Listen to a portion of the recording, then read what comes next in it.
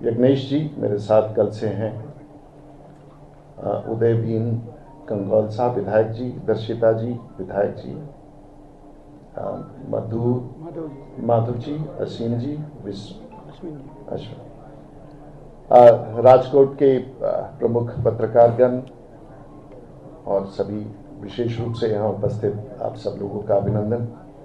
थोड़ा विलंब हुआ शहर में आने में और आज का जो ये मुख्य प्रयोजन है, मूलतः जो बजट और हमारे जैसे सभी नेताओं को लगभग 550 नेता जिलाओं में जाने का निर्देश प्राप्त हुआ था और बजट जो माननीय प्रधानमंत्री जी के नेतृत्व में छठी बार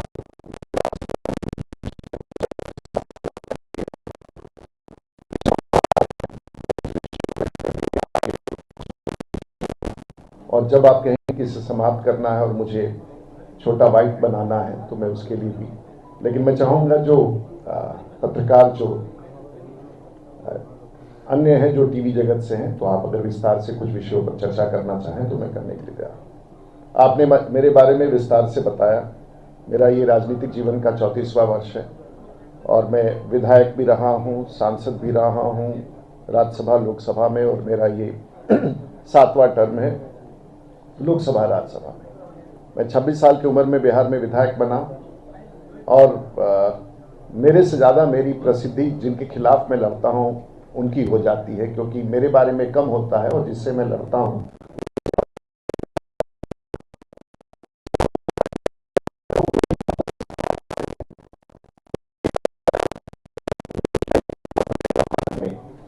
एक ही परिवार से लड़ने वाले, मैंने पूरे परिवार के पूरे खानदान से चुनाव लड़ लिया है। शायद भारत में ऐसा नहीं होगा कि उस खानदान के एक एक व्यक्ति जो महत्वपूर्ण है, अब एक आध बचे हैं उनसे भी एक आध दो चुनाव में लड़ लूंगा तो शायद वर्ल्ड रिकॉर्ड बनेगा कि एक ही परिवार के सब लोगों से मैं चुनाव लड़ चुका हूँ, starting from Lalu Prasad Yadav ji, Rabri Devi and so forth and so. तो वो कुछ बहुत बड़ी बात नहीं है, लेकिन संयोग ऐसा है। आज का ये विषय मूलतः बजट से संबंधित है और राजकोट जो अपने आप में ऐतिहासिक है, मुझे यहाँ आने का मौका मिला और मुझे बताया गया कि आप सब लोग बहुत ही सज्जन और बहुत अच्छे पत्रकार हैं, कोई कठिन सवाल नहीं करेंगे, ऐसा ही मुझे जानकारी दी गई है। ये सरकार का 11वां वर्ष है और माननीय प्रधानमंत्री जो आपके प्रदेश से मुख्यमंत्री के रूप में जाके भारत में देश को नेतृत्व दिया है, उनका 11वां बजट था और लगातार तीसरी बार, जो शायद मैं भी अपने राजनीतिक जीवन में तीसरी बार लगातार जीत के आया हूं, वैसे तो बीच में 7 बार हो चुका है।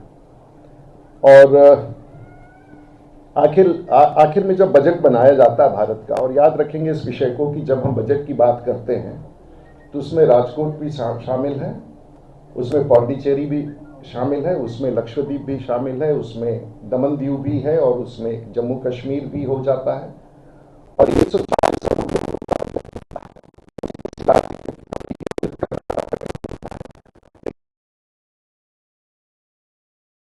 राज्यों की भी अपनी भूमिका होती है, उनका अपना बजट होता है, भारत सरकार का समर्थन उसमें प्राप्त होता है। तो उस दृष्टिकोण से अगर हम समझें तो बेहतर होगा। और राष्ट्रीय प्रवक्ता के रूप में जब इस विषय को रख रहा हूं तो राष्ट्र के दृष्टिकोण से स्वाभाविक है कि आपकी रुचि राजकोट और गुजरात से होगी, लेकिन सामूहिक रूप से मैं इस विषय की चर्चा करूंगा। सबसे पहले बजट बनाने में देश का गोल्स क्या है, लक्ष्य क्या है और एस्पिरेशंस क्या है, महत्वाकांक्षा क्या है, और वहां से शुरुआत करके हम सब कई मुद्दों को देखते हैं जिससे पूरा, और राजकोट तो वैसे भी निर्यात के लिए भी, इंडस्ट्री के लिए भी, टेक्सटाइल के लिए, मैन्युफैक्चरिंग के लिए जाना जाता है। तो बहुत सारे ऐसे विषय होते हैं जो केंद्र सरकार द्वारा निर्धारित होते हैं, राज्यों को भी प्रभावित करता है। और सबसे पहले देश की के साथ साथ इंटरनेशनल सिचुएशन की का आकलन अगर कोई कर करके राज्यों की नीतियों को निर्धारित करता है तो वो केंद्र की सरकार होती है। और बहुत सारे महत्वपूर्ण विषय हैं जो आपको प्रभावित करता है, चाहे वो तेलों का दाम हो, दुनिया में ग्लोबल कॉन्फ्लिक्ट्स हो, वर्ल्ड का रिसेशन हो या ग्रोथ हो, पॉलिटिकल चेंजेस जो दुनिया भर में होते हैं, पॉलिसी फॉर्मुलेशंस। अब आपको लगता होगा कि ट्रंप और बाइडेन का जो चुनाव हो रहा है वो भारत को नहीं प्रभावित करता है, ऐसा नहीं है। और इसलिए भी अमेरिका के साथ नीतियों में जो संशोधन है और आने वाली पृष्ठभूमि में अगले 6 माह में बहुत सारे परिवर्तन की गुंजाइश है। अगर ऋषि सुनक ब्रिटेन में बदल जाते हैं और केयर स्टारमर वहां बनते हैं तो वहां की नीतियां भी भारत को प्रभावित करती हैं।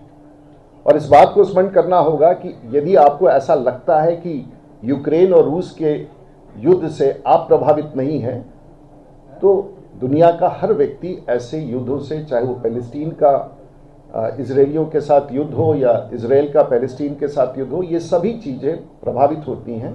और कहीं ना कहीं भारत की सरकार इन सभी चीज़ों को संज्ञान में लेते हुए देश के नीति निर्धारण करती है और अंतर्राष्ट्रीय, राष्ट्रीय और अर्थव्यवस्था के बारे में चिंता करती है। नहीं, there has to be certain, it's something which is slightly technical to understand. True.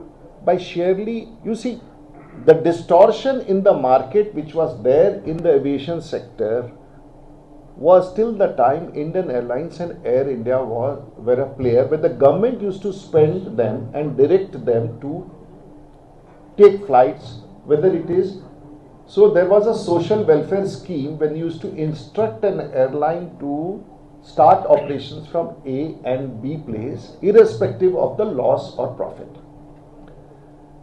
Now the aviation sector has been completely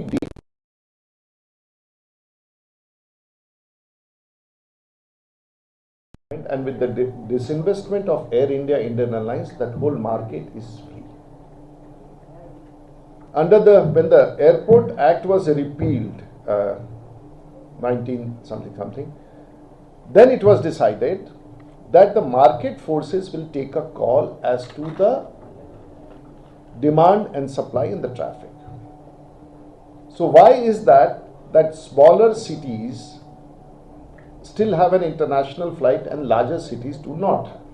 It is basically on a demand and supply. Number 2, first the focus is to create a hub and spoke. And in next generation, the spoke becomes a hub.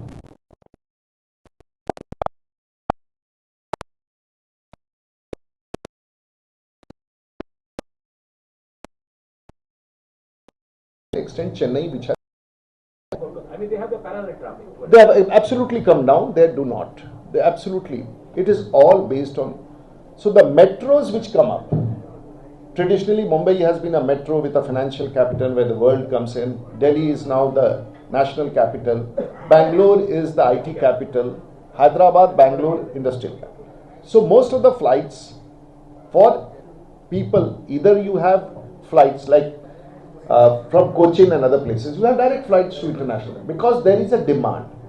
You cannot operate a flight where that demand. So it's a chicken and the egg story. Whether demand has to be created first, whether their demand is there, or whether you create a supply that you start running an airline, make losses.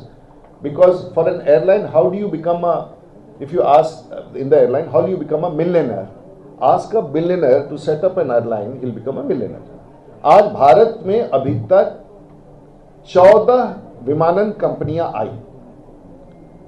1980 के बाद से लेके अभी तक 14 विमानन कंपनियां आई हैं और मात्र 4 अभी चल रहा है।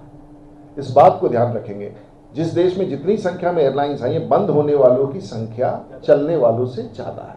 और वो इसलिए, और खास करके अब जब डीरेगुलेट हो गया है तो विमान सेवाएं वहीं आएंगी जहां डिमांड है। हो सकता है कि जिस समय घोषणा किया गया हो इंटरनेशनल एयरपोर्ट, उस समय देश में विमानों का अभाव नहीं था।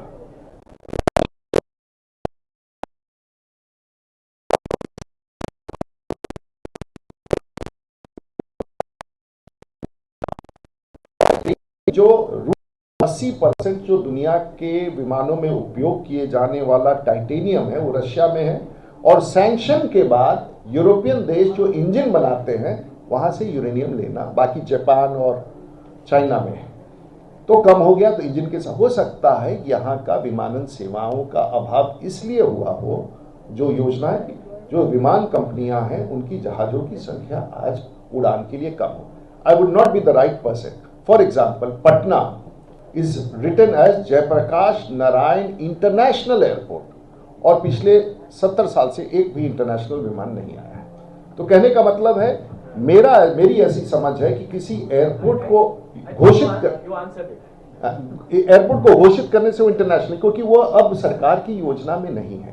We have to see that growth takes place. So I will explain you any question on aviation, on any issue, not only on aviation. आप मुझे कहीं भी कोई सवाल पूछो।